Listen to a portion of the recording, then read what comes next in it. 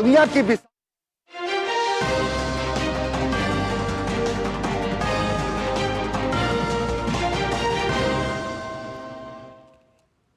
नमस्कार, आप देख रहे हैं डीडी न्यूज। मैं हूं आंचल गुलाटी गुंबर। आगे बढ़ने से पहले एक नजर सुर्खियों की तरफ। प्रधानमंत्री मोदी और अमित शाह की आज महाराष्ट्र में धुआंधार रैली। शाह और नड्डा झारखंड में भी संभालेंगे मोर्चा। एमवीए और इंडी गठबंधन के नेताओं की भी दिखाई देगी ताकत। महाराष्ट्र कांग्रेस में गुटबाजी और नाराजगी सतह पर। निलंबित नेता आबा बागुल ने नेतृत्व पर उठाए सवाल। झारखंड में बीजेपी जेएमएम के बीच जुबानी जंग। झारखंड और बंगाल में ईडी का छापा। बांग्लादेशी घुसपैठ से जुड़े मनी लॉन्ड्रिंग के आरोप में 17 जगहों पर कार्रवाई।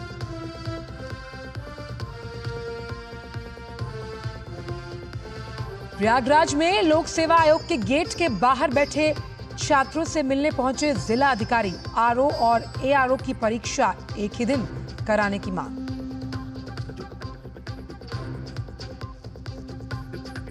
कश्मीर और लद्दाख में सीजन की पहली बर्फबारी ने बढ़ाई पहाड़ों की खूबसूरती। वहीं प्रदूषण में लिपटी दिल्ली की आबोहवा आज भी खराब।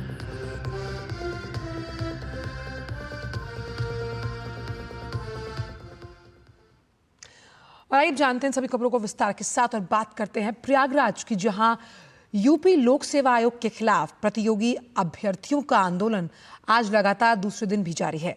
रविवार रात आयोग के दफ्तर के बाहर बड़ी संख्या में छात्र जुटे हैं और नारेबाजी करते हुए अपना विरोध दर्ज करवा रहे हैं। वहीं कई महिला अभ्यर्थी आयोग के दफ्तर के बाहर डटी हुई हैं।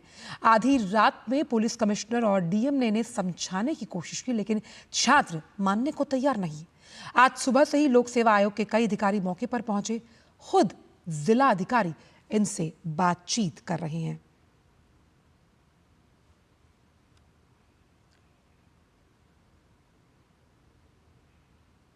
वहीं उत्तर प्रदेश लोक सेवा आयोग ने परीक्षाओं की शुचिता और अभ्यर्थियों की सुविधा को अपनी प्राथमिकता बताया है। आयोग के प्रवक्ता ने कहा कि छात्रों के भविष्य को संरक्षित करने के उद्देश्य से परीक्षाएं केवल उन केंद्रों पर कराई जा रही हैं जहां किसी भी प्रकार की कोई गड़बड़ी होने की संभावना नहीं है। आयोग का कहना है कि सरकार और आयोग की मंशा छात्र हित को संरक्षित करना और मेरिट के आधार पर चयन सुनिश्चित करना है। वहीं पर सामान्यीकरण की व्यवस्था को लेकर आयोग ने कहा कि वो नई नहीं है और देश के विभिन्न प्रतिष्ठित भर्ती निकायों, आयोगों आदि में नॉर्मलाइजेशन की प्रक्रिया अपनाई जाती है।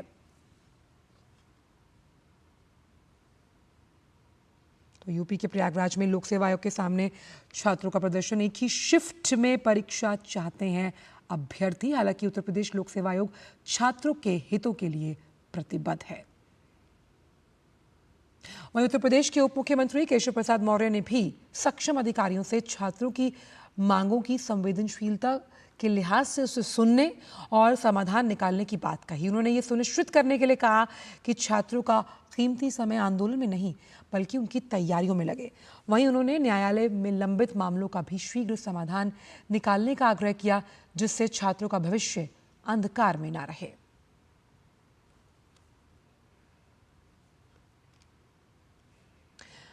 आखिर छात्रों की मांग है क्या? आइए इसको समझने की कोशिश करते हैं। प्रतियोगी छात्र आखिर चाह क्या रहे हैं? प्रतियोगी छात्र चाहते हैं 1 डे 1 शिफ्ट में एग्जाम कराया जाए और इसके साथ ही प्रतियोगी हैं वो छात्र नॉर्मलाइजेशन की जो प्रक्रिया है उसका भी विरोध कर रहे हैं। प्रतियोगी छात्रों का आरोप है कि आयोग 41 जिलों में पीसीएस प्री 2024 आयोजित कर रहा है।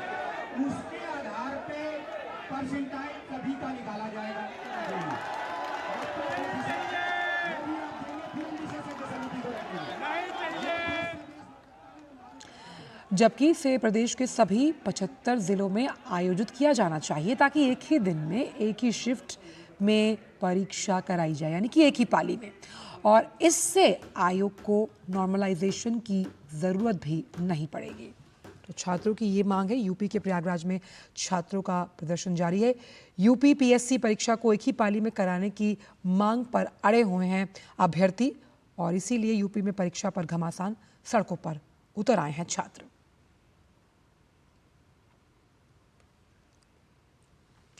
तो एक ही शिफ्ट में जो अभ्यर्थी हैं वो चाहते हैं कि परीक्षा हो और साफ तौर पर जो यूपी पीएससी है उसका मानना है कि छात्रों के हितों को संरक्षित करते हुए ट्रांसपेरेंसी के लिहाज से, जवाबदेही के लिहाज से, अकाउंटेबिलिटी के लिहाज से ये फैसला लिया गया। और ये मंशा जो आयोग की वो यही है कि ये बिना गड़बड़ी के इस परीक्षा का आयोजन करवाया जाए। हमारे साथ इस पूरे मामले पर ज़्यादा जानकारी के साथ विकास सिंह जुड़ गए हैं। विकास, यूपी में परीक्षा को लेकर घमासान है, अभ्यर्थी इस वक्त सड़कों पर हैं, जिलाधिकारी खुद बात करने आए हैं। आखिर क्यों चाह रहे हैं छात्र की एक ही पाली में परीक्षा हो, जबकि आयोग कह रहा है कि ट्रांसपेरेंसी के साथ साथ छात्रों के जो हित हैं उन्हें संरक्षित करने के उद्देश्य से ये फैसला लिया गया है?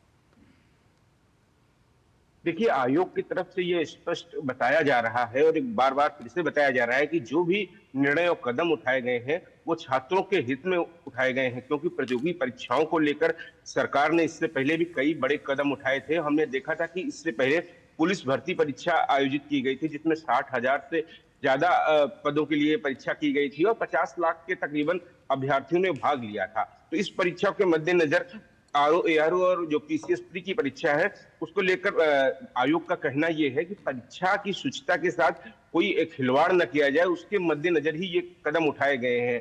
एक दिन में परीक्षा की छात्रों की जो डिमांड कही गई है, आयोग की तरफ से कहना है कि उन्हीं परीक्षा केंद्रों का चयन किया गया है जो सरकारी हैं, जहां पर पूरी तरीके से सुरक्षित है, किसी भी प्रकार की कोई कमी ना रहे, वहां पर प्रॉपर मॉनिटरिंग की जा सके, ऐसे केंद्रों का चयन किया गया है। साथ ही साथ नॉर्मलाइजेशन की बात कही गई है। आयोग की तरफ से कहा गया है जो भी हमने प्रक्रिया की है वो अन्य प्रांतों से, अन्य परीक्षाओं में इस तरीके की चीजें होती रही हैं, उन्हीं को बेस्ट लेकर हमने उसका चयन किया है और इसके आधार पर जो भी परीक्षा होगी वो शुचितापूर्वक होगी।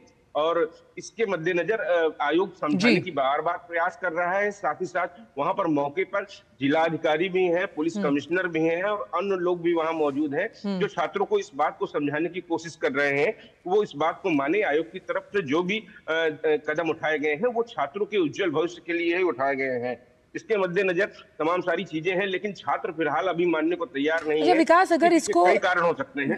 विकास, अगर इसे ऐसे समझा जाए कि जो भर्ती अधिसूचना के तहत 11 फरवरी को आरओ और एसआरओ की प्रारंभिक परीक्षा हुई और उसके बाद इसे निरस्त कर आयोग ने 22 और 23 दिसंबर को पुनर्परीक्षा के लिए फिलहाल इसे कहा है, तो नॉर्मलाइजेशन का जो प्रारूप है वो क्यों अपनाया गया, जो कि छात्र कह रहे हैं कि वो इसके पक्ष में नहीं है? देखिए, आयोग की तरफ से ये कहना है जब ये आरओ एआरओ परीक्षा रद्द की गई थी उसके बाद तमाम सारे सुझाव भी मांगे गए थे, तमाम सारे कदम उठाए गए थे। उसके बाद उत्तर प्रदेश में प्रतियोगी परीक्षा अधिनियम बना था, उसके मद्देनजर तमाम सारी तैयारियां की गई थी, तमाम सारे अन्य विशेषज्ञों की राय ली गई थी उसमें, उसके बाद ये कानून पारित हुआ था। अब जब छात्रों का कहना है कि एक ही दिन में परीक्षाएं कराई जाए, उसके पीछे तमाम सारे कारण हो सकते हैं। आयोग का ये कहना है कि आप किसी के बहकावे में ना आए, किसी कोचिंग संस्थान, किसी राजनेता, इन तमाम सारी चीजों का एक कहीं ना कहीं छात्रों को प्रलोभन हो सकता है, बहकावा हो सकता है, ये कहना है आयोग का। आयोग पूरी तरीके से इस मामले पर स्पष्ट बात बता रहा है छात्रों को कि जो कदम उठाए गए हैं वो बेहतर परीक्षा की शुचिता बरकरार रखने के लिए उठाए गए हैं और साथ साथ जो छात्रों का भविष्य हो, जो छात्र तैयारी कर रहे हैं, जो अच्छे छात्र हैं, मेधा का ही सम्मान मिले प्रदेश में, उसके मद्देनजर ही ये कदम उठाए गए हैं। और अब इसे लेकर सियासत भी गर्मा गई है विकास, जहां पर यूपी के जो डिप्टी सीएम है वो साफ तौर पर कह रहे हैं कि छात्रों के साथ विश्वास बहाली हो और छात्रों का समय आंदोलन में नहीं बल्कि उनकी बातों को भी सुना जाए और एक समन्वय के आधार पर कहीं ना कहीं फैसला है। वहीं अखिलेश यादव जो सपा प्रमुख है वो साफ तौर पर भाजपा पर आरोप लगा रहे हैं। ऐसे में आगे आप किस तरह से देखते हैं कि कॉन्फिडेंस बिल्डिंग मेजर के तहत किस तरह से डायलॉग किया जाएगा और रास्ता निकलेगा?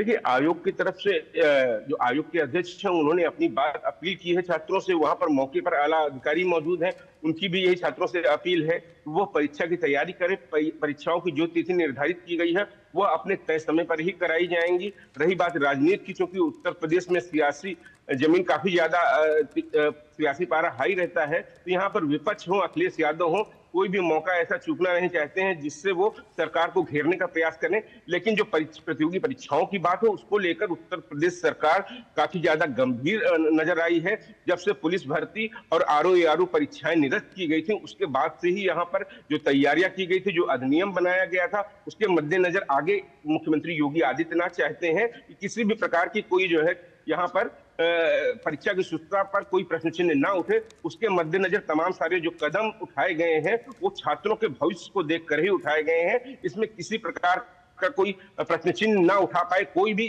परीक्षा की शुद्धता पे सवाल ना उठा पाए, वैसी तैयारियां की गई हैं। उसी के अनुसार कार्यक्रम का निर्धारण किया गया है, उसी के अनुसार परीक्षा केंद्रों का निर्धारण किया गया है, उसी के अनुसार वहां पर उस सारे स्टाफों की ड्यूटी लगाई जाती है जो पूरी तरीके से शुद्धता के साथ परीक्षा कराए, पारदर्शी परीक्षा, और जो जिनका सिलेक्शन किया जाए, मेहनत का सम्मान हो, मेधा का सम्मान हो, ये सरकार का मुख्य लक्ष्य रहा है। इसी के तहत वो अधिनियम भी पारित कराया गया था प्रतियोगी परीक्षाओं के मद्देनजर, जिसमें उम्र कैद तक की सजा का प्रावधान भी कराया गया है।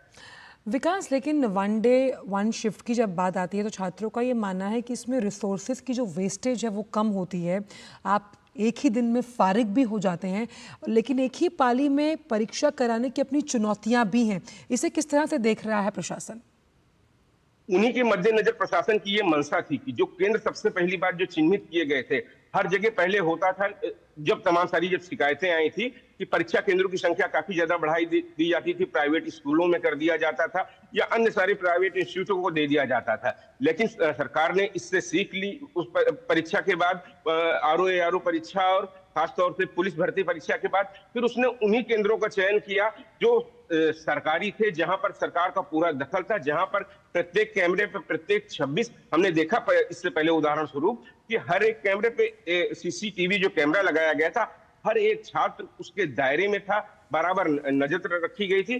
सरकार का यही लक्ष्य है कि परीक्षा की शुद्धता का पूरा सम्मान किया जाए। उसके मद्देनजर जो केंद्र चयन सबसे बड़ी बात होती है वो पूरी तरीके से पारदर्शी तरीके से और निष्पक्ष तरीके से, और जहां पर नकल की कोई संभावना ना रहे, नकल माफियाओं का कोई जोर ना रहे, इस तरीके से कदम उठाए गए हैं। क्योंकि आगे चलकर अगर ऐसा होता है तो जो सरकार के ऊपर प्रश्न चिन्ह उठते ही उठते हैं, लेकिन देश के भविष्य के साथ जो खिलवाड़ होता है, खासतौर से वो प्रतियोगी छात्र जो मेहनत करते हैं, दिन रात परिश्रम करते हैं, उसकी जगह जो नकल माफिया अपने कुछ छात्रों को पास करवाने का प्रयास करते हैं, प्रलोभन देते हैं, की मंशा बिल्कुल पूरी ना हो पाए, उन पर सख्त कार्रवाई की जा सके, इसके मद्देनजर सरकार पूरी तरीके स्पष्ट उसकी नीति है।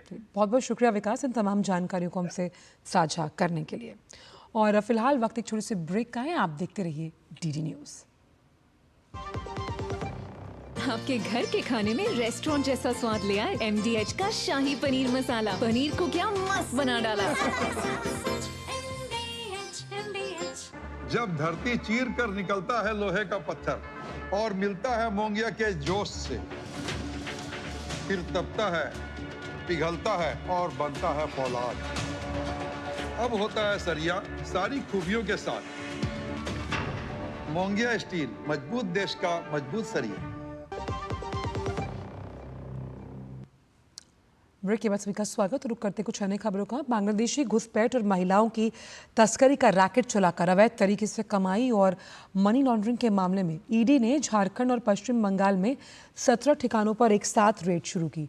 ईडी की टीमें रांची के बरियातू स्थित होटल स्काईलाइन, आश्वी डायग्नोस्टिक के अलावा कई ठिकानों पर सर्च ऑपरेशन चला रही है। झारखंड और पश्चिम बंगाल के अन्य शहरों में भी छापेमारी की सूचना है।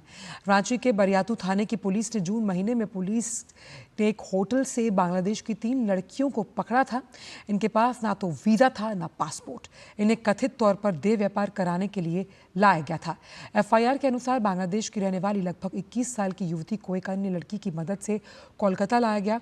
31 मई की आधी रात को निजी एजेंट्स की मिलीभगत से युवती को जंगल क्षेत्र से अवैध रूप से बांग्लादेश सीमा पार कराई गई थी। जांच में पता चला कि बांग्लादेशियों को बगैर पासपोर्ट या नकली कागजात के जरिए पश्चिम बंगाल से लेकर झारखंड तक घुसपैठ कराने में एक पूरा नेटवर्क सक्रिय है और इस मामले में बड़े पैमाने पर पैसे का खेल हो रहा है।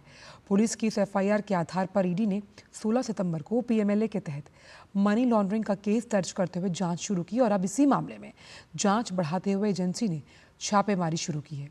ईडी को सूचना मिली है कि कई एजेंट्स की मदद से बांग्लादेशी नागरिकों की घुसपैठ कराई जा रही है और उन्हें भारतीय नागरिकता दिलाने के लिए पैसे लेकर फर्जी दस्तावेज उपलब्ध करवाए जा रहे हैं। तो बंगाल और झारखंड में ईडी के छापे हैं। खास तौर पर अगर देखा जाए तो 17 ठिकानों पर एक साथ रेड शुरू की है और जिस तरह से छापेमारी की जा रही है, मनी लॉन्ड्रिंग का मामला सामने आता है। रांची से ही जुड़ गए हैं हमारे संवाददाता दिवाकर कुमार। दिवाकर, कहीं ना कहीं ईडी का शिकंजा कसता हुआ और खासतौर पर कई ऐसे राज जिनसे पर्दाफाश होगा।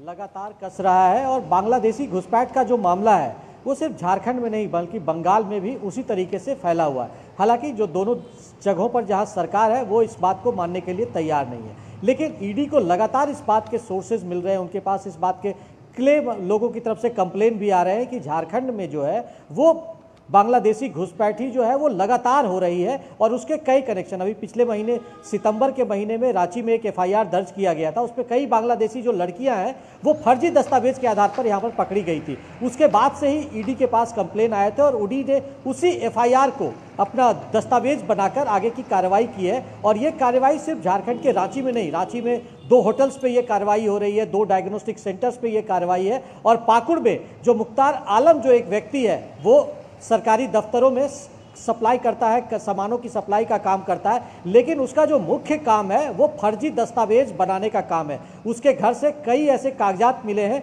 जिसमें कि कई फर्जी, बहुत ऐसे आधार कार्ड हैं, दूसरे तरह के दस्तावेज हैं, जिससे ये पुख्ता सबूत मिलते हैं कि उसने जो बांग्लादेशी घुसपैठ यहाँ पर हुआ है उन लोगों को फर्जी दस्तावेज के आधार पर उसने उसका आधार बनाया है और दूसरे डॉक्यूमेंट बनाए हैं। तो उसको लेकर निश्चित तौर पर आने वाले दिनों में आरोप प्रत्यारोप और जो नकेल है वो भी ईडी का और भी बढ़ेगा। और उसके बाद जो ये आरोप लग रहा है कि किस तरीके से पूरे संथाल परगना में डेमोग्राफी बदलाव में बांग्लादेशी घुसपैठियों का बड़ा एक अहम रोल है, तो निश्चित तौर पर इसके बाद जो चीजें ईडी के पास निकल कर आएंगी तो आने वाले दिनों में कुछ और भी खुलासे आंचल हो सकते हैं। जी, तो साफ तौर पर यहाँ पर बांग्लादेश घुसपैठ का जो मामला है वो साफ तौर पर नजर आता है और जिन 2 ठिकानों की बात अगर की जा रही है उनके भी तार जुड़ते हुए नजर आते हैं कहीं ना कहीं इस पूरे मामले में। दिवाकर,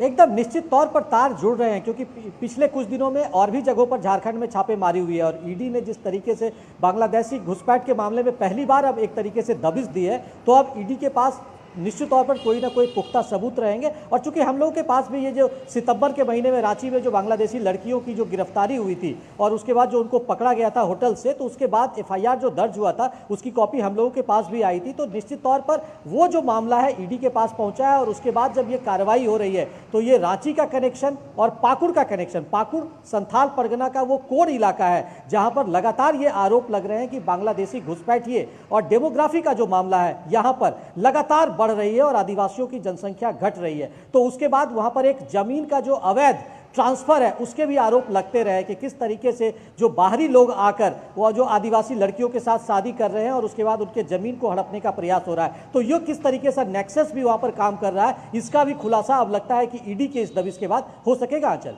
बिल्कुल, बहुत बहुत शुक्रिया दिवाकर इन तमाम जानकारी को हमसे साझा करने के लिए। एक्शन में नजर आ रही है इस वक्त ईडी। वहीं बात करते हैं महाराष्ट्र की, जहां विधानसभा चुनाव के लिए प्रचार चरम पर है। विभिन्न राजनीतिक दलों के नेता मतदाताओं का समर्थन जुटाने के लिए पूरे राज्य में रैलियां, रोड शो और जनसभाएं कर रहे हैं।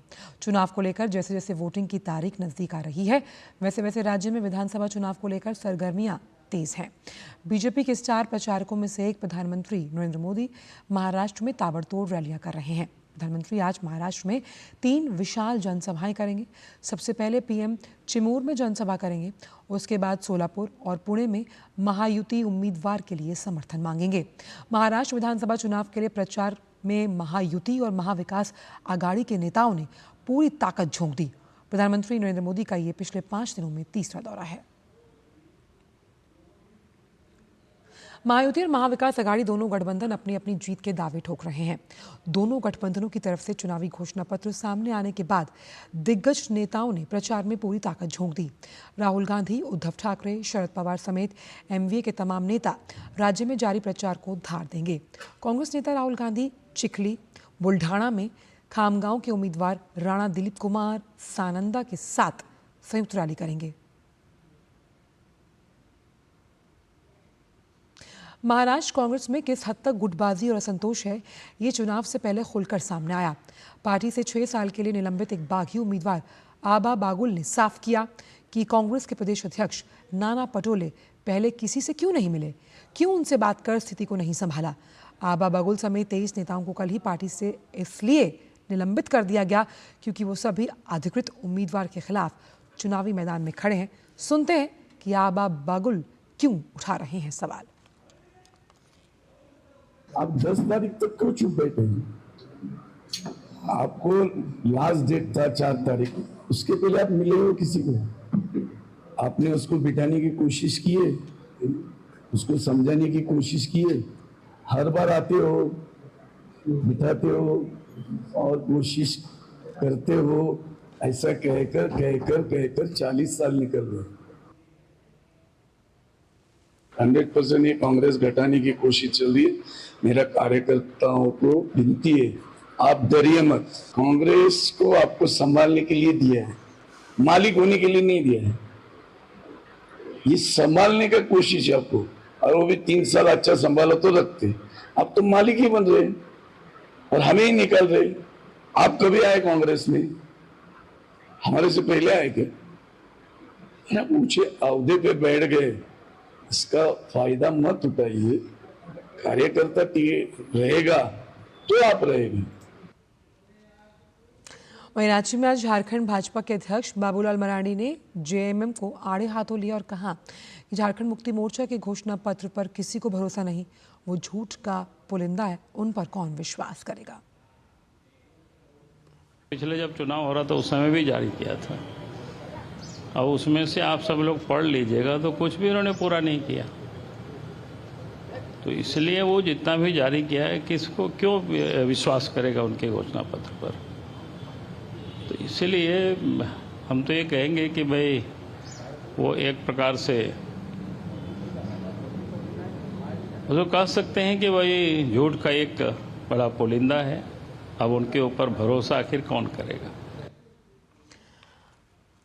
वहीं झारखंड मुक्ति मोर्चा के नेता मनोज पांडे ने कहा कि बीजेपी झारखंड चुनाव को लेकर बहुत डरी हुई है, इसलिए बड़े बड़े नेता यहां रोड पर चुनावी प्रचार कर रहे हैं। क्यों इतनी डरी हुई है भाजपा, समझ से परे है। अरे राजनीति में हार जीत लगा रहता है, आप एक बार फिर बुरी तरह हार रहे हैं। इस बात को, इस सच्चाई को स्वीकार करने की जरूरत है। अगले 5 साल बाद की तैयारी कीजिए आप। इस बार तो आपका कहानी खत्म है। आप हेमंत सोरेन से, कल्पना सोरेन से, हमारी पार्टी से, हमारे गठबंधन से आप लड़ रहे हैं, आप परास्त हो चुके हैं। आपका जो पूरा कुनबा दिखता है, आयातित कुनबा, तमाम राज्यों से लोग आ रहे हैं, यही बतला रहा है कि आप हार रहे हैं। और गोड्डा से ही हमारे साथ हमारे संवाददाता राजेश राज जुड़ गए हैं। राजेश, अगर हम झारखंड विधानसभा चुनाव के पहले की स्थिति को देखें तो जुबानी जंग में तब्दील होती हुई नजर आ रही है, जहां बीजेपी और जेएमएम एक दूसरे को कहीं ना कहीं आड़े हाथों लेते हुए दिखते हैं। ऐसे में किस तरह के चुनावी समीकरण आप समझ पा रहे हैं झारखंड से, राजेश? देखिए आंचल, झारखंड भले ही छोटा राज्य माना जाता हो, छोटा राज्य इस सेंस में कि मात्र 81 विधानसभा सीटों पर जो हैं वो दोनों फेज में चुनाव होने हैं, उस लिहाज से हम छोटा कह सकते हैं। लेकिन अगर भौगोलिक दृष्टिकोण से देखें और क्षेत्रफल के दृष्टिकोण से देखें तो ये बहुत बड़ा राज्य है और खनिज संपदा से लबालब भरा हुआ राज्य है। जमशेदपुर से लेकर संथाल परगना तक, देवघर, गोड्डा, दुमका तक की अगर बात करें तो यहाँ पर किसी भी तरह की कोई जो है वो खनिज संपदा की कमी नहीं है। आदिवासी बहुल राज्य है और बहुत ही सेंसिटिव राज्य माना जाता है। ठीक चूँकि बिहार का हिस्सा कभी हुआ करता था, 15 नवंबर 2000 में जब झारखंड राज्य की स्थापना हुई, उसके बाद यह झारखंड राज्य स्थापित हुआ, उससे पहले यह बिहार का हिस्सा था। तो हम कह सकते हैं कि बिहार में जिस तरीके की सरगर्मी चुनाव के दौरान देखी जाती रही है, वही सरगर्मी झारखंड विधानसभा चुनाव में भी देखी जा रही है। और शायद यही वजह है कि आरोप प्रत्यारोप का दौर भी उसी तरीके से यहाँ पर होता है जैसे कि बिहार में हुआ करता है। और आपने बिल्कुल सही कहा कि जो झारखंड मुक्ति मोर्चा ने जो अपना घोषणा पत्र जो जारी किया है, जिसको नाम दिया है उन्होंने अधिकार पत्र का, उसको लेकर जुबानी जंग कहीं ना कहीं शुरू हो गई है। और तमाम जो सियासी दल के लोग हैं वो झामुमो पर अटैकिंग मोड में आ गए हैं। भारतीय जनता पार्टी जहां इसे झूठ का पुलिंदा बता रही है, वहीं पर जो झारखंड मुक्ति मोर्चा के सबसे जो बुजुर्ग नेता हैं गुरुजी शिबू सोरेन, उन्होंने ही इस घोषणा पत्र को, अधिकार पत्र को जारी किया। और जो उनकी सबसे हिट योजना है यहाँ पर मैया सम्मान योजना, उसकी राशि बढ़ाने की बात की गई है।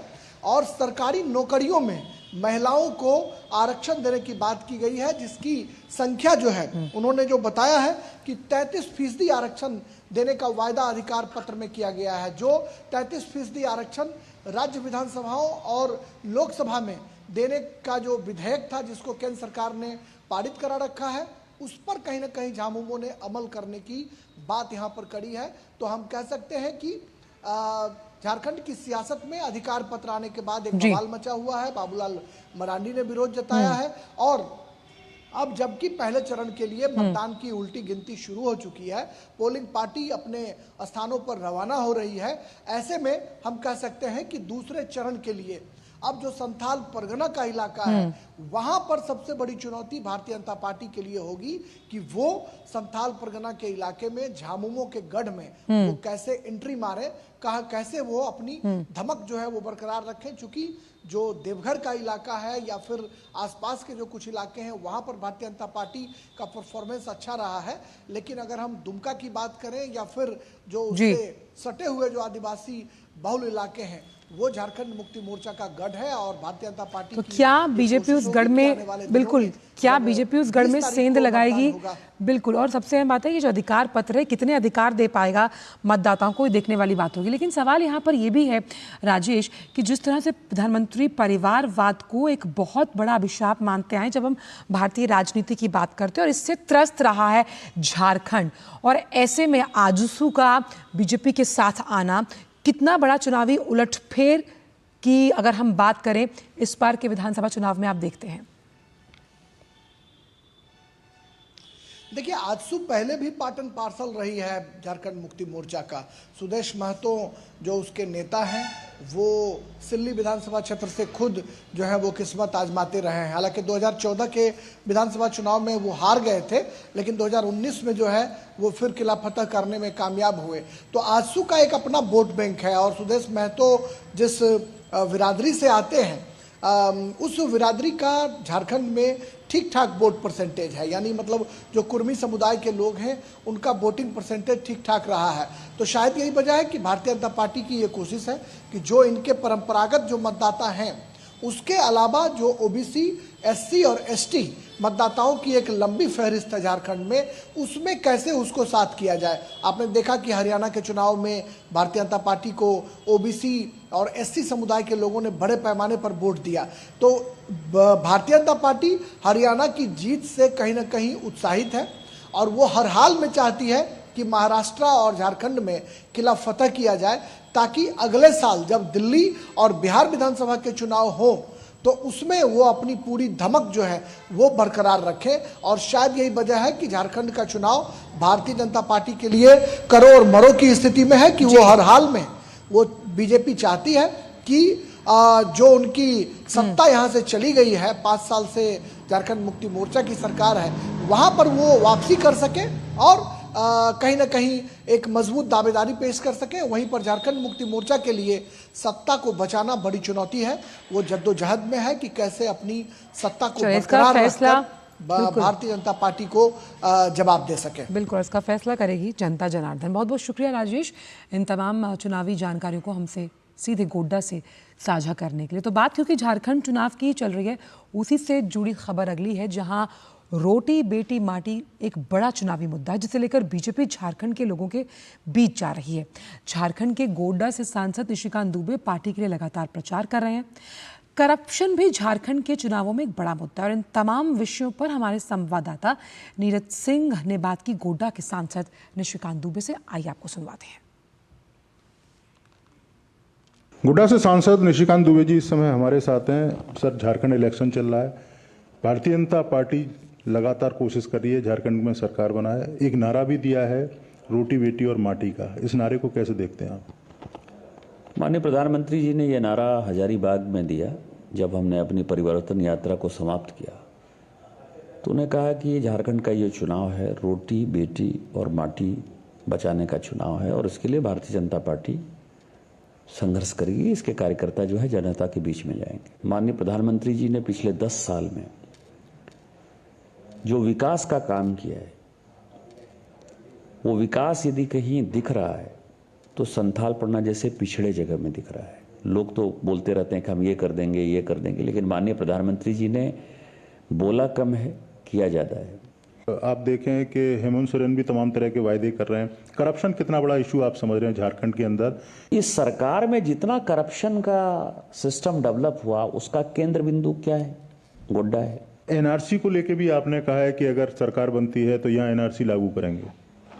एनआरसी लागू करेंगे ना, लेकिन हम शुक्रगुजार हैं खड़गे साहब के और हेमंत सोरेन जी के कि उन्होंने 1932 का खतियान, 1932 का खतियान जो है वो बेस ईयर माना है कि यहाँ स्थानीय लोग कौन है, हम 1932 के खतियान को मानेंगे, हम उसको मानेंगे। तो 32 में जो लोग यहाँ होगा तो यहाँ का नागरिक होगा, और 32 के खतियान में देश का जो नागरिक नहीं होगा उसको खदेड़ के भगाएंगे गैर हिंदुओं के साथ, क्योंकि आदिवासी भी हिंदू हैं, कुछ जगह क्रिश्चियन हैं। लेकिन यदि उन्होंने शादी की है बांग्लादेशी घुसपैठिए के साथ तो उनके बच्चे को हम आदिवासी का दर्जा नहीं देंगे। और तीसरा हमने कहा है कि यदि लड़की होने के नाते जमीन आपको मिल गया, संपत्ति का हिस्सा मिल गया, या मान लीजिए परिवार की आप एकमात्र लड़की हैं, तो वो जमीन जो है वो मुसलमानों को नहीं जाएगी, क्योंकि वो आदिवासियों की जमीन है। ये थे हमारे साथ निशिकांत दुबे जी, जो बता रहे थे कि भारतीय जनता पार्टी झारखंड के अंदर पूर्ण बहुमत की सरकार बनाएगी और इसके साथ साथ ही यहाँ के लोगों से पार्टी ने जो वायदे किए हैं प्राथमिकता के आधार पर उनको पूरा किया जाएगा और आदिवासी अस्मिता को बरकरार रखने के लिए पार्टी पूरा प्रयास करेगी। Neeraj Singh, DD news. और झारखंड के पूर्व पर्यटन मंत्री और इंडी गठबंधन के प्रत्याशी सुरेश पासवान बीजेपी के नारायण दास को कड़ी टक्कर दे रहे हैं। देवघर से हमारे सहयोगी राजेश राज ने देवघर के इंडी गठबंधन के प्रत्याशी सुरेश पासवान से विशेष बात की है। 2 बार के भारतीय जनता पार्टी के विधायक नारायण दास को आरजेडी प्रत्याशी झारखंड के पूर्व पर्यटन मंत्री सुरेश पासवान से कड़ी चुनौती मिल रही है। हमारे साथ सुरेश पासवान अभी मौजूद हैं, हम उनसे बातचीत करेंगे। सुरेश जी, पिछली बार आप चूक गए, जीतते जीतते हार गए, इस बार कैसी तैयारी है? देखिए, इस बार तो सारे समाज का आशीर्वाद मिल रहा है, इसलिए इस बार बहुत खुशनुमा माहौल है और हम लोगों के बीच में कोई जो है हम लोगों का विपक्ष नज़र नहीं आ रहा है। इस बार जनता हम लोगों को आशीर्वाद देने के लिए काफ़ी रुझान में है। पर्यटन मंत्री जब थे सुरेश पासवान, तो अपनी कोई उपलब्धि जो जनता के बीच आपकी? देखिए, जब मैं मंत्री था पर्यटन विभाग और नगर विकास विभाग, तो देवघर शहर को जो है 200 करोड़ रुपया हम देने का काम किए।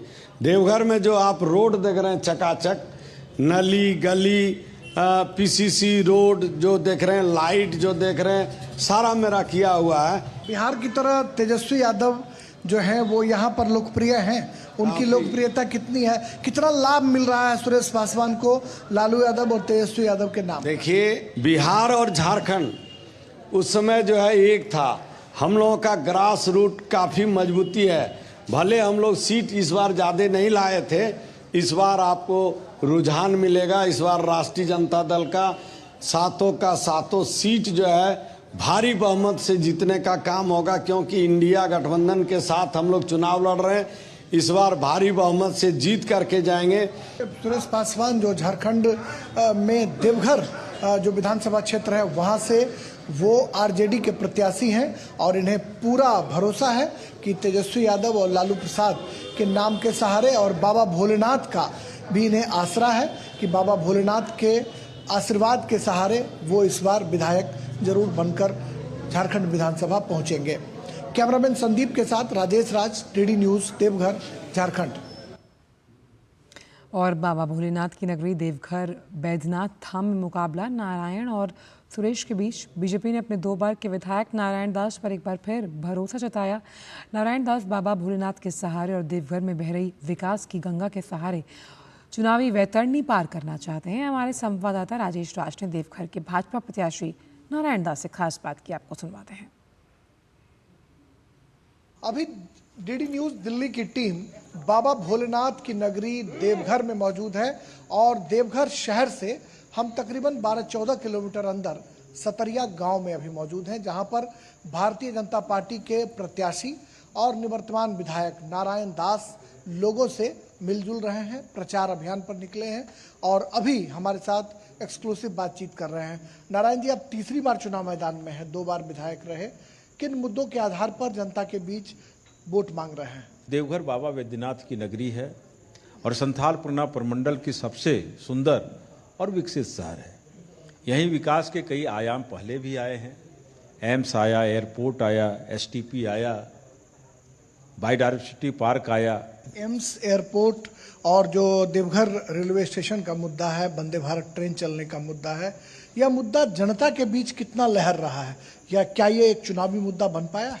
आज हम कह सकते हैं बड़े फक्र से कि देवघर में बाबा बैद्यनाथ संस्कृत विश्वविद्यालय आ गया है।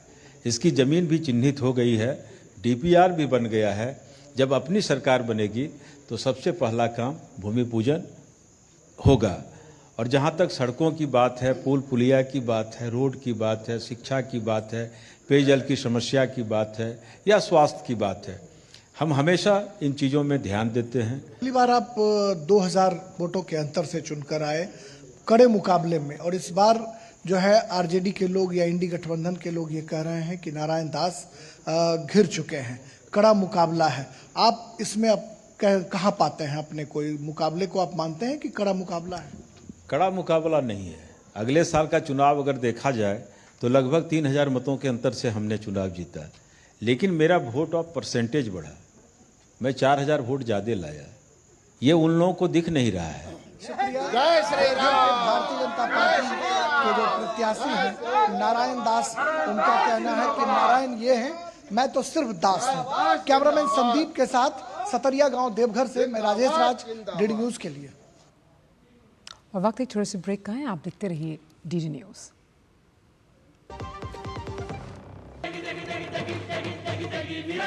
MDH की देगी मिर्च का तड़का, अंग अंग फड़का। MDH की देगी मिर्च। मुथूट फाइनेंस गोल्ड ओवरड्राफ्ट, अपने सोने को हमारे सुरक्षित लॉकर्स में डिपॉजिट कीजिए। उस सोने पर 24/7 क्रेडिट लाइन लीजिए और फिर पैसे एक बार लीजिए या बार बार, आपके हाथ में है। कम या ज्यादा आपके हाथ में है, घर में या ब्रांच में आपके हाथ में है। और जानते हैं सबसे बड़ी बात, ब्याज सिर्फ उतने ही दिन का भरिए जितने दिन पैसे इस्तेमाल कीजिए। जी हाँ, मुथूट फाइनेंस गोल्ड ओवरड्राफ्ट। आज ही कॉल कीजिए 1-800-313-1212। गोल्ड लोन कमाल, बाकी लोन बेमिसाल। मेरी पसंद, मेरी पसंद, मेरी पसंद, मेरी पसंद, हमारी पसंद, हम सबकी पसंद। मजबूत देश का मजबूत सरिया हो गया स्टील। ब्रेक के बाद सभी का स्वागत। और आइए अब आपको लिए चलते हैं कश्मीर और लद्दाख, जहां सीजन की पहली बर्फबारी हो रही है। अब यहां के पहाड़ सफ़ेद हो चले हैं, यानी अब मैदानी इलाकों में भी सर्दी आने वाली है। सोनमर्ग के समय की अगर हम तस्वीरों को देखें तो ताज़ा बर्फबारी हो रही है। उसके अलावा करगिल में जोजिला पास के पास हिमपात की तस्वीरें सामने आई। पहाड़ों पर बर्फबारी से मैदानी इलाकों के मौसम में भी परिवर्तन आएगा, यहाँ तापमान में कमी आएगी।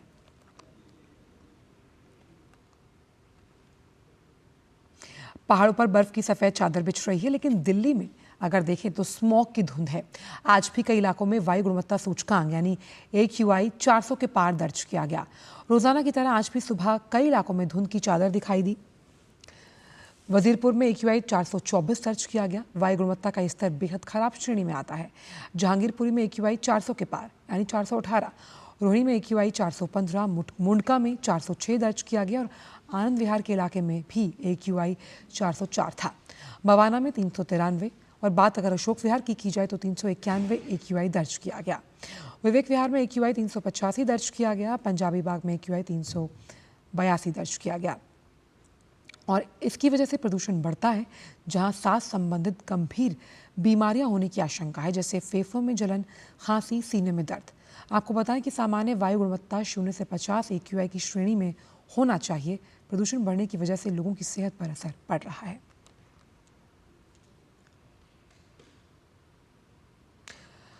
तो प्रदूषण का स्तर बेहद ख़राब और हम तमाम जिन इलाकों की बात कर रहे हैं वहाँ AQI लेवल्स जो हैं वो ख़राब श्रेणी में दर्ज किए गए हैं, जिसकी वजह से लोगों को परेशानी का सामना करना पड़ रहा है। आज देवोत्थान एकादशी है। आज के दिन पौराणिक मान्यता है। आज सुबह से लोग पवित्र नदियों में स्नान कर रहे हैं। अयोध्या के सरयू घाट पर भी इसके लिए श्रद्धालुओं का सैलाब उमड़ पड़ा। वाराणसी में भी श्रद्धालुओं ने आस्था की डुबकी लगाई। आज के दिन भगवान विष्णु की पूजा अर्चना की जाती है। वहीं हापुड़ की तीर्थ नगरी ब्रजघाट, गढ़मुक्तेश्वर, गढ़गंगा में श्रद्धालुओं का तांता लगा है। सभी श्रद्धालु गढ़गंगा में डुबकी लगाकर परिवार के सुख, समृद्धि, शांति के लिए प्रार्थना करते नजर आए। श्रद्धालुओं का कहना है कि गढ़गंगा में उनकी बहुत आस्था है।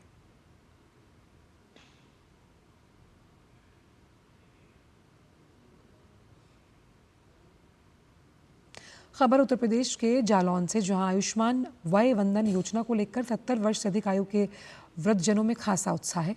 जिला अस्पताल में अपना आयुष्मान कार्ड बनवाने के लिए लोग बड़ी संख्या में पहुंच रहे हैं। जिलाधिकारी ने बताया कि जिला के वृद्धों की योजना के हिसाब से उन्हें जोड़ा जा रहा है और कार्ड बनवाने में बुजुर्गों को कोई असुविधा ना हो, इसके लिए व्यापक इंतजाम किए गए हैं।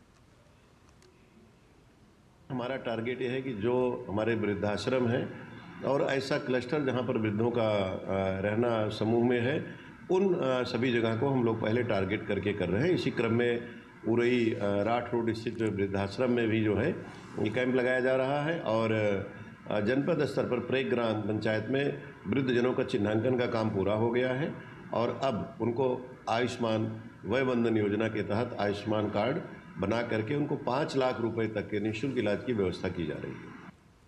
बुजुर्गों का कहना है कि देश के प्रधानमंत्री ने जो योजना तैयार की है उससे अब अपना इलाज कराने में आसानी होती है। बहुत अच्छी सरकार की योजना है, जिससे 5 लाख रुपए तक के इलाज का मुफ्त इलाज किया जाएगा, उसमें कोई पैसा नहीं लिया जाएगा और ये सरकार का एक अच्छा कदम है।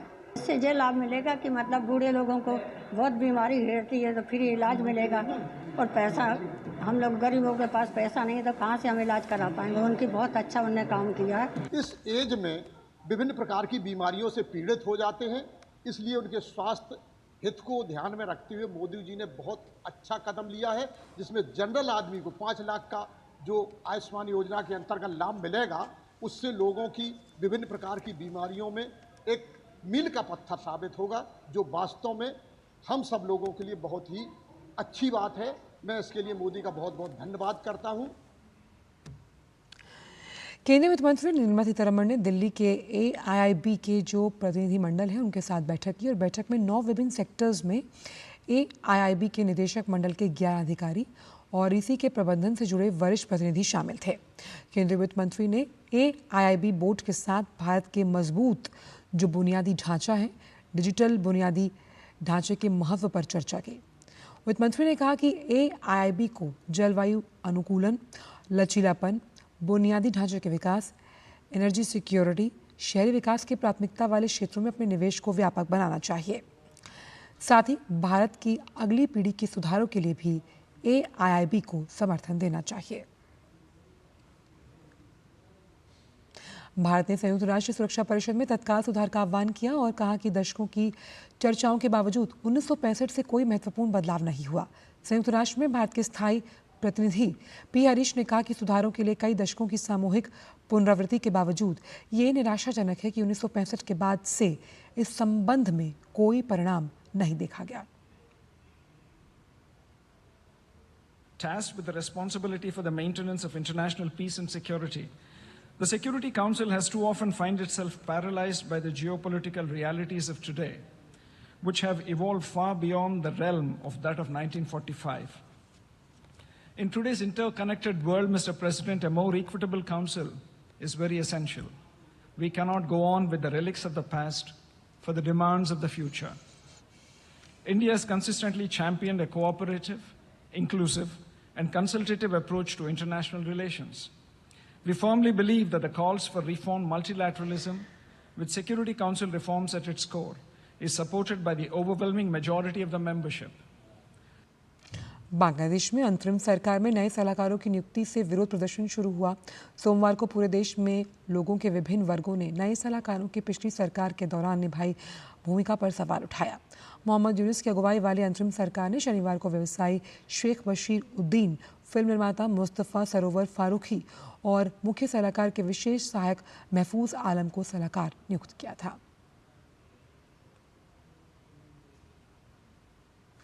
राष्ट्रपति चुनाव के बाद अब श्रीलंका आम चुनावों के लिए तैयार है। श्रीलंका में संसदीय चुनाव के लिए सोमवार मध्य रात्रि को प्रचार थमा। श्रीलंका में गुरुवार 14 नवंबर को मतदान होना है। गुरुवार सुबह 7 बजे से शाम 4 बजे के बीच 13,400 से अधिक मतदान केंद्रों पर होगा। वहीं 1,70,00,000 से अधिक मतदाता अपने मताधिकार का प्रयोग करेंगे। 22 चुनावी जिलों में 196 सीट और 29 राष्ट्रीय सूची की सीट से कुल 8,800 से अधिक उम्मीदवार मैदान में हैं। चुनाव आयोग ने कहा कि पूरे द्वीप में चुनाव प्रक्रिया के लिए 75,000 से अधिक पुलिसकर्मियों को तैनात किया गया। चुनावों से राष्ट्रपति दिसानायके के नेतृत्व में देश के राजनीतिक भविष्य की दिशा तय होने की उम्मीद है। अजरबैजान की राजधानी बाकू में संयुक्त राष्ट्र के 29वें वार्षिक जलवायु परिवर्तन का सम्मेलन जारी है और सम्मेलन में अजरबैजान ने सभी देशों से लंबित मुद्दों को तत्काल सुलझाने की अपील की। 2 सप्ताह के जलवायु शिखर सम्मेलन में सोमवार को देशों के कार्बन क्रेडिट गुणवत्ता मानकों को आगे बढ़ाया, जो ग्रीन हाउस गैस उत्सर्जन को कम करने वाली परियोजनाओं को वित्त पोषित करेगा।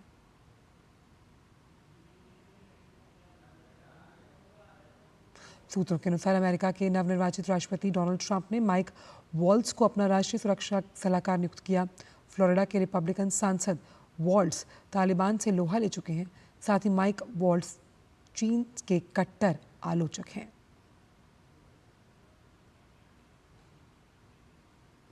अमेरिकी चुनाव में राष्ट्रपति पद पर निर्वाचित होने वाले डोनाल्ड ट्रंप राजनीतिक सलाहकार स्टीफन मिलर को अपने नए प्रशासन में नीति मामलों का उप प्रमुख नियुक्त कर चुके हैं।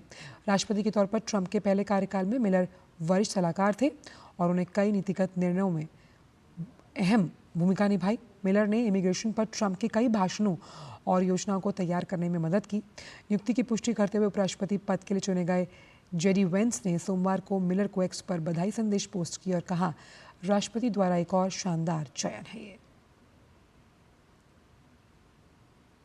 नवनिर्वाचित राष्ट्रपति डोनाल्ड ट्रंप ने एलिस स्टेफनिक को संयुक्त राष्ट्र में अमेरिका के स्थायी प्रतिनिधि के रूप में कैबिनेट स्तर का पद देने की घोषणा की। सूजी विल्स के बाद एलिस स्टेफनिक ट्रंप के मंत्रिमंडल के लिए नामांकित होने वाले दूसरे व्यक्ति हैं।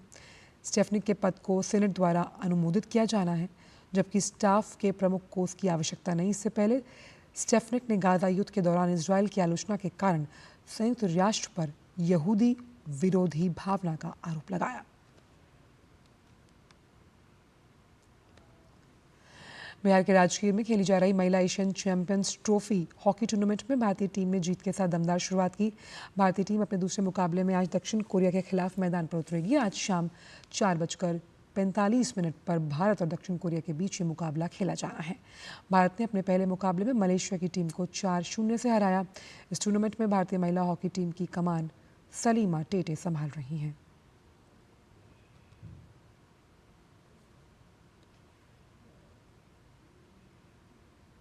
बात बॉक्सिंग की, जहां माइक टायसन एक बहुत बड़ा नाम है। इस दिग्गज मुक्केबाज ने अपने पंच से कई मुक्केबाजों के करियर खत्म किए। साल 2005 में अपना आखिरी मुकाबला खेलने वाले टायसन अब एक बार फिर रिंग में उतरने के लिए तैयार हैं। देखिए ये खास रिपोर्ट। माइक टायसन, जिनका नाम बॉक्सिंग की दुनिया में सबसे बड़े चैंपियनों में लिया जाता है, एक बार फिर बॉक्सिंग रिंग में नजर आएंगे। दरअसल मुक्केबाजी के दीवानों को शुक्रवार को एक ऐतिहासिक मुकाबला देखने को मिलेगा। जहां माइक टायसन के सामने यूट्यूबर से पेशेवर मुक्केबाज बने जैक पॉल होंगे। मुकाबला टेक्सास में आयोजित होगा और इस मुकाबले पर लगभग $80 मिलियन की राशि इनाम के तौर पर रखी गई है। जैक पॉल की बात करें तो यूट्यूब पर वीडियो के लिए ये प्रसिद्ध थे, लेकिन धीरे धीरे करके मुक्केबाजी में उनकी रुचि ने उन्हें पेशेवर मुक्केबाज के तौर पर सामने रख दिया। जैक पॉल की स्टाइल की बात करें तो ये मुक्केबाज काफी आक्रामक अंदाज में अपनी फाइट को सामने रखता है। ऐसे में टायसन के लिए पॉल के मुक्कों का जवाब देना आसान नहीं रहने वाला। वैसे माइक टायसन 1980 और 1990 के दशक में अपने दमदार पंच और शानदार तकनीक के लिए जाने जाते हैं। 20 साल की छोटी सी उम्र में हैवीवेट चैंपियन बनने का रिकॉर्ड माइक टायसन के नाम है। ऐसे में टायसन का अनुभव और उनकी आक्रामकता उनको बेहतर रूप में सामने रख सकती है। वैसे जाहिर तौर पर टायसन और जैक पॉल के बीच होने वाली ये भिड़ंत सिर्फ बॉक्सिंग रिंग तक सीमित नहीं होगी, बल्कि ये कहीं ना कहीं दो पीढ़ियों के बीच के संघर्ष को भी सामने रखेगी। निश्चित रूप से इस मुकाबले पर दुनिया भर की निगाहें होंगी। जहां एक तरफ टायसन को लोग दोबारा पंच लगाते देखने के लिए बेताब दिखेंगे, तो वहीं युवा ऊर्जा से भरपूर जैक पॉल का तूफानी अंदाज भी लोगों को रोमांचित करेगा। Sports desk, DD news. बात एनआईए की, जिसने बांग्लादेशी आतंकी समूह अलकायदा से जुड़े मामलों में छापेमारी की। एनआईए ने अलकायदा की गतिविधियों का समर्थन करने और उन्हें आर्थिक सहायता करने के संबंध में 9 स्थानों पर सोमवार को कार्रवाई की। ये कार्रवाई जम्मू कश्मीर, कर्नाटक, पश्चिम बंगाल, बिहार, त्रिपुरा और असम राज्यों में की गई। एनआईए की जांच में सामने आया कि जिन संदिग्धों के स्थानों पर छापेमारी की गई वो अलकायदा नेटवर्क के समर्थक हैं। तलाशी के दौरान बैंकिंग लेन देन, मोबाइल फोन सहित डिजिटल डिवाइस और आतंकी फंडिंग गतिविधियों से संबंधित अन्य साक्ष्यों से जुड़े दस्तावेज बरामद हुए। साजिश का उद्देश्य अलकायदा की आतंकवादी गतिविधियों का प्रचार करना और भारत में भोले भाले युवाओं को कट्टरपंथी बनाना था।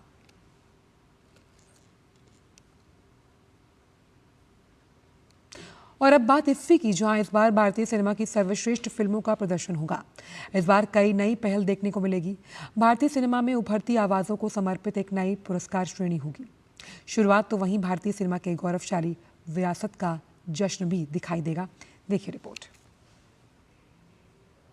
भारतीय पैनोरमा खंड में इस बार 25 फीचर फिल्में और 20 गैर फीचर फिल्में प्रदर्शित की जाएंगी।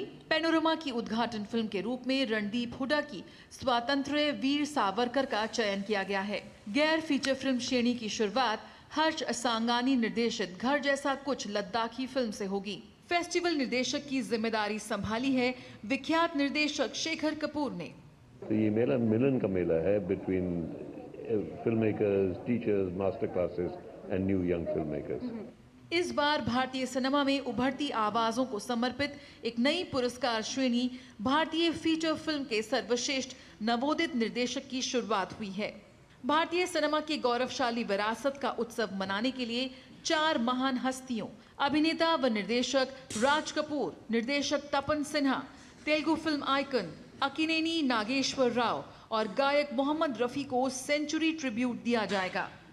NFAI और NFDC द्वारा रिस्टोर्ड क्लासिक फिल्मों को इफ्फी में स्क्रीन किया जाएगा। 4 centenary dedicated films which have been restored by the NFDC, NFAI under the National Film Heritage Mission from the reels, and they have been digitized and restored meticulously. They'll be played in the festival, and there'll be 3 more films from the NFHM which have been restored.